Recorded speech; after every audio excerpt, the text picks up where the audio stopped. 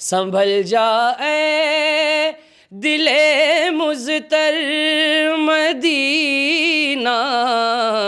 آنے والا ہے، لٹا اے چشم تر گوہر، مدینہ آنے والا ہے۔ جب پہلی مرتبہ تاج الشریعہ مدینہ شریف کے لیے جاتے ہوں گے تو مکے سے سفر جو ہوا ہے مدینہ کے لیے، اس وقت میں جو بے چینی، جو کرب، جو تڑپ ہوگی، اس تڑپ کو اپنے اشعار میں بیان کیا ہے۔ وہ چمکا گنبد خضرا شہر پرضیاء، ڈھلے اب نور میں پے کر، مدینہ آنے والا ہے۔ کتنا ہی بڑا پتھر دل کیوں نہ ہو، جب وہ پہلی بار جاتا ہے اور جب وہ مدینے سے آتا ہے تو یقین مانیے وہاں سے آنا بڑا سخت ہے۔ وہ جو کیفیت ہوتی ہے تو ایسا لگتا ہے کہ بس سرکار اپنے قدموں میں رکھ لیں، یہیں رکھ لیں، یہیں موت آ جائے، لیکن وہ جدائی بہت سخت ہے۔ جس پیغمبر کے بارے میں آپ نگیٹو کمنٹمنٹ کرتے ہیں، ایک مرتبہ پڑھ کے دیکھیں، مجھے امید ہے، میرا دل کہتا ہے آپ بھی حضور سرکار صلی اللہ علیہ وسلم کے عاشق ہو جائیں گے انشاءاللہ۔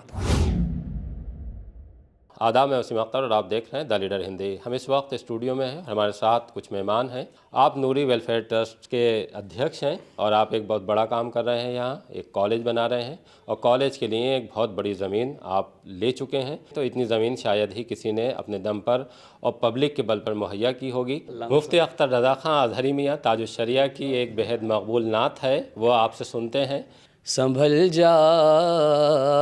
اے دل مضطر، مدینہ آنے والا ہے۔ سنبھل جا اے دل مضطر، سنبھل جا اے دل مضطر، مدینہ آنے والا ہے، لٹا اے چشم تر گوہر، لٹا اے چشم تر گوہر، مدینہ آنے والا ہے، لٹا اے چشم تر گوہر۔ فضائیں مہکی مہکی ہیں، ہوائیں بھینی بھینی ہیں، فضائیں مہکی مہکی ہیں، ہوائیں بھینی بھینی ہیں، بسی ہے کیسی مشک تر، بسی ہے کیسی مشک تر، مدینہ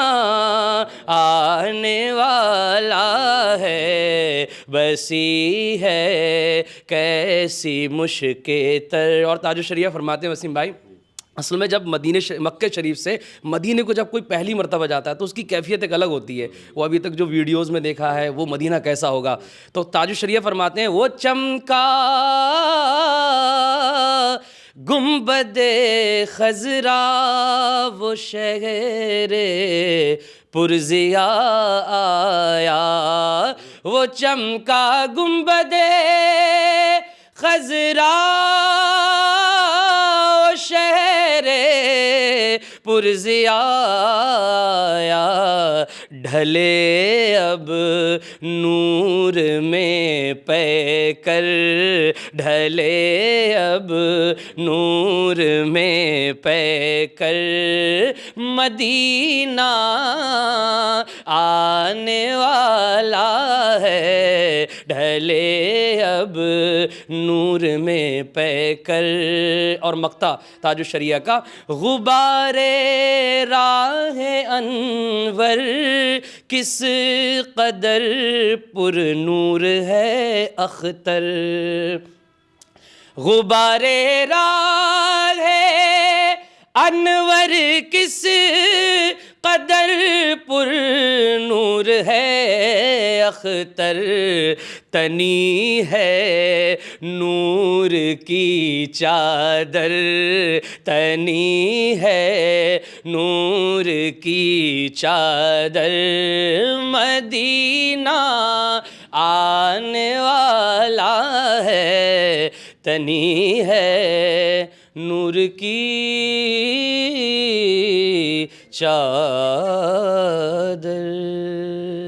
جتنی بھی نعت پاک لکھی گئی ہیں وہ بہت مقبول ہوئیں، ان کے پیچھے کی وجہ یہ تھی کہ جس نے بھی لکھا وہ ڈوب گیا اس میں۔ جو اگر آپ حضرت محمد مصطفیٰ صلی اللہ علیہ وسلم کی محبت دیکھیں تو جب وہ محبت میں ڈوبتا ہے تو اس طرح کا کلام آتا ہے۔ تو تاج الشریعہ نے یہ کلام کب لکھا تھا؟ یہ تھوڑا اس کے بارے میں بتائیے۔ مجھے ایسا لگتا ہے جب پہلی مرتبہ سرکار تاج الشریعہ مدینہ شریف کے لیے جاتے ہوں گے تو مکے سے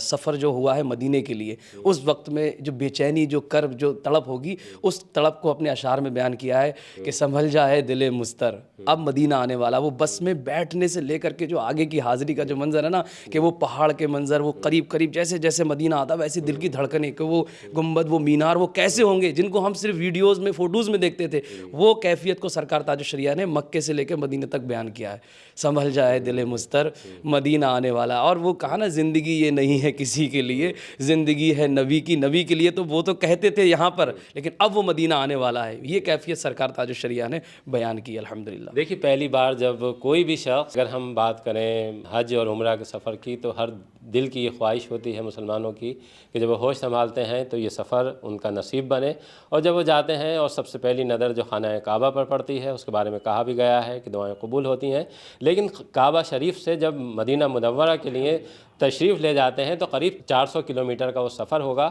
بس سے زیادہ تر لوگ جاتے ہیں، اب تو خیر وہاں پہ میٹرو بھی ہو گئی ہے، لیکن وہ سفر میں بس ایک طرح سے وہ مدینہ آنے والا ہے، جس طرح سے آپ بتا رہے ہیں کہ وہ ڈوبا ہو جاتا ہے، ان کی یاد۔ جب میں گیا تھا مدینہ شریف سن 2017 میں، تو جو بس میں اسپیکر ہوتے ہیں، میں نے ان سے کہا بھائی یہ مجھے دے دیجئے مائک، اور تو میں الحمدللہ تحدیث نعمت کے طور پر بتا رہا ہوں، مکہ شریف سے مدینہ شریف تک ہم نعت شریف پڑھتے ہوئے گئے تھے۔ پوری بس میں وہ جو کیفیت تھی، کوئی رو رہا تھا، کوئی گنگنا رہا تھا، مطلب سارے لوگ حضور کی نعت پڑھتے ہوئے جاتے ہیں، تو دل ایسا، جتنا بوجھ، جتنا اسٹریس، جتنی بھی دقت تھی، سب مدینہ تک جاتے جاتے ختم ہو جاتی ہیں، اور جب حضور کا دیار نظر آتا ہے تو بس وہی شعر نکلتا ہے، حاجیو آؤ شہنشاہ کا روزہ دیکھو، کعبہ تو دیکھ چکے کعبے کا کعبہ دیکھو۔ اللہ سب کو مدینے کی پاک با ادب حاضری نصیب فرمائے۔ وسیم بھائی آپ بھی بار بار مدینے کی حاضری کریں، ماشاءاللہ بہت خدمت کر رہے ہیں آپ۔ یہ بہت بڑی چیز ہے۔ اگر میں مدینہ منورہ کی بات کروں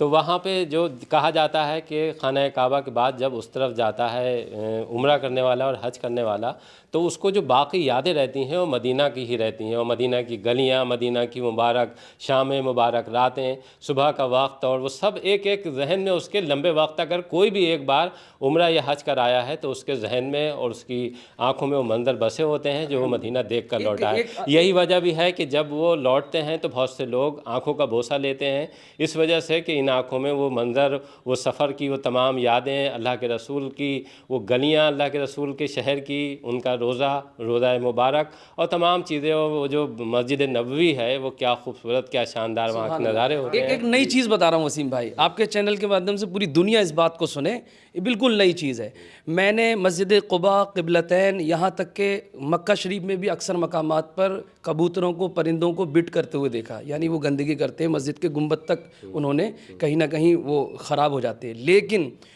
1 گھنٹہ، 1.5 گھنٹہ، 2 گھنٹہ میں گنبد خضرا کے سامنے بیٹھا رہا، میں نے کسی بھی کبوتر کو نہ گنبد خضرا پہ بیٹھتے ہوئے دیکھا، نہ ہی خانہ کعبہ کے اوپر، یہ سمجھ لیجئے، یعنی پرندے بھی اگر اڑتے بھی ہیں تو وہ خانہ کعبہ کے ارد گرد تو اڑتے ہیں۔ بہت آبزرو کیا میں نے، 1 گھنٹہ خانہ کعبہ کی وہ مسجد حرام کی چھت پہ بیٹھا رہا میں، یہ میری آنکھوں دیکھا ہے، مطلب ایسا نہیں جیسے کچھ لوگ کہتے ہیں خانہ کعبہ وہ گنبد خضرا کا سایہ نہیں ہے، وہ تو بات کلیئر نہیں ہے، وہ سایہ ہے، لیکن مسجد نبوی سرکار کے روضے کا پرندے بھی اتنا ادب کرتے ہیں کہ کوئی بھی پرندہ نہ اوپر سے اڑتا ہے نہ ان کے گنبد پہ بیٹھتا ہے، ایک بھی بٹ نہیں ملے گی آپ کو، ایک بھی گندگی نہیں ملے گی۔ اور آپ دوسری مسجدوں میں آپ دیکھیں گے، مسجد قباء، قبلتین یا اور جگہ جو زیارتیں ہوتی ہیں، اس میں پورے کبوتروں نے اتنی گندگی کر دی ہے، لیکن مسجد حرام یعنی کعبہ شریف کا اتنا ادب کرتے ہیں کہ کوئی بھی پرندہ اس کے اوپر سے بھی نہیں گزرتا ہے، نہ ہی جو ہے نا بس صرف چار اور چکر لگاتے رہتے۔ تو یہ ایک نئی بات ہے، سب لوگوں کو کو پتہ چلے. آپ جب بھی جائیں مدینہ شریف اس بات کو ضرور غور کریے گا کہ مدینہ شریف کے گنبد خضرا پہ کوئی پرندہ نہیں بیٹھتا ہے, تو پرندے بھی جانتے ہیں حضور کے شہر کا ادب کیا ہے. اللہ تعالیٰ دیکھیے اللہ کے رسول کے لہجے میں جو نرمی تھی, آپ اگر ان کے شہر جائیں, جو لوگ جا چکے ہیں ان کو یہ احساس ہوگا کہ مکہ منورہ اور مدینہ شریف میں جب آپ جائیں گے تو لہجے کی جو نرمی ہے, لوگوں میں جو یہ نرمی کا احساس ہے, وہ آپ کو وہاں جانے پر ہو جائے گا. بہت سی وہاں کی ایسی چیزیں ہیں کہ اگر آپ جائیں گے تو ڈوب جائیں گے, اور کیا ذکر کیا کریں. وہ تو ایک ایسی جگہ ہے کہ جہاں بس جسے لفظوں میں بیان نہیں کیا سب جا سے سکتا. سخت ہوتی ہے جدائی. کتنا ہی بڑا پتھر دل کیوں نہ ہو, جب وہ پہلی بار جاتا ہے اور جب وہ مدینے سے آتا ہے تو یقین مانیے وہاں سے آنا بڑا سخت ہے. آ نہیں ملتا ہے, کیونکہ دل کہتا ہے کہ پتہ نہیں اب دوبارہ آنا ہوا, سرکار نے بلایا کہ نہیں بلایا. وہ جو کیفیت ہوتی ہے تو ایسا لگتا ہے کہ بس سرکار اپنے قدموں میں رکھ لیں, یہیں موت آ جائے. لیکن وہ جدائی بہت سخت ہے. اللہ کریم بس ہم سب کو حضور سرکار صلی اللہ تعالیٰ علیہ وسلم کی بارگاہ کا سچا پکا خادم بنائے, بادب بار بار حاضری نصیب فرمائے. اور میری دعا ہے کہ جب کالج بن جائے گا انشاءاللہ تعالیٰ تو پوری امت کی طرف سے یہ تحفہ حضور کی بارگاہ میں لے کے جاؤں گا. دیکھیے بہت سی ایسی باتیں تھیں جو ٹاپک نہیں تھا, لیکن اللہ کے رسول کی زندگی کے بارے میں جب سوچیں تو لفظ خود بخود منہ سے ادا ہونے لگتے ہیں, اور ایک عجیب سی روحانیت جو ہے وہ چھانے لگتی ہے. کیونکہ اللہ کے رسول کی زندگی جس نے بھی ایک بار پڑھ لی, کتنے سے کتنا کٹر مخالف بھی ہوگا تو مجال نہیں ہے کہ اس کی آنکھ میں آنسو. بے شک میں یہ چاہتا ہوں کہ سب لوگ حضور کی جتنے مخالف ہیں, جتنے بھی پورے انڈیا کے اندر پوری دنیا کے اندر حضور کے جتنے مخالف ہیں, وہ ایک مرتبہ کم سے کم لرننگ تو کریں. جس کے بارے میں آپ آبجیکشن اٹھا رہے ہیں وہ کم سے کم ایک بار حضور کی سیرت کو پڑھے تو. اور نوری ویلفیئر ٹرسٹ ہم جیسے گناہ گاروں کا مقصد ہی یہی ہے کہ ہر گھر حضور کی سیرت پہنچے. کتنا بھی آپ نے دیکھا نہیں کہ پڑوسی ملک فارن کنٹری کے لوگ, بڑے بڑے پڑھے لکھے لوگ جنہوں نے 100 مہاتماؤں پہ, بڑے بڑے لوگوں پہ ریسرچ کیا, اس کے بعد انہوں نے جو آبزرو کیا پوری دنیا میں 100 لوگوں کی لسٹ بنائی, اس میں ایک نمبر پر ہمارے حضور سرکار صلی اللہ تعالیٰ علیہ وسلم کو رکھتے ہیں. تو بس میری ہاتھ جوڑ کر کے یہی گزارش ہے کہ ایک مرتبہ جس پیغمبر کے بارے میں آپ نگیٹو کمنٹمنٹ کرتے ہیں ایک مرتبہ پڑھ کے دیکھیں. مجھے امید ہے, میرا دل کہتا ہے آپ بھی حضور سرکار صلی اللہ علیہ وسلم کے عاشق ہو جائیں گے انشاءاللہ.